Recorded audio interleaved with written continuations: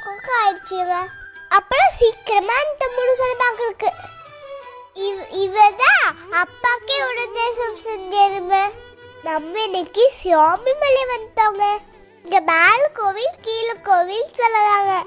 மேல முருகன் கீழே மீனாட்சி சுந்தரேஸ்வரர். நம்ம வழக்கு போட்டு போய் கியூல நின்னா சரியான கூட்டங்க. நாங்க நியூ இயர் அன்னைக்கு வந்தனால 2 மணி நேரம் ஆயிடுச்சுங்க. எல்லா முருகன் முன்னாடியும் மயில் இருக்குங்க.